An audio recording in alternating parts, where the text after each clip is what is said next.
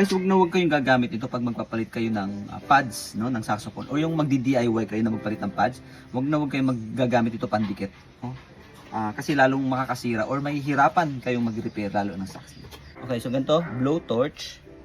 Ito, iinitin nyo tong likod nung.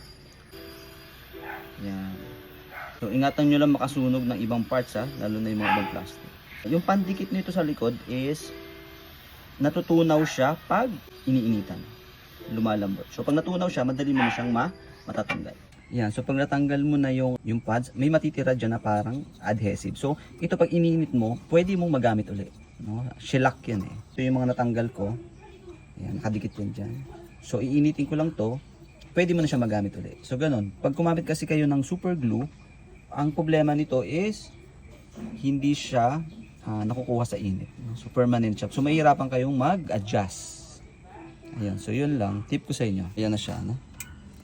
So ngayon, i-align ko na lang siya. Ayun, so pag hindi na kaya ng powers nyo, sabi nga nila, if symptom persists, call your doctor.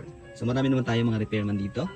Yan dyan si Amang Vida, si Mang Boyet, at marami pang iba. So i-message, comment nyo naman kung sino pa yung mga nag-repair dyan sa mga lugar. So ito nga pala is Yamaha TS100. Yan, made in Japan. If you need yung mga gantong tenor, i-message nyo lang kami sa aming page, Sax Shop Manila.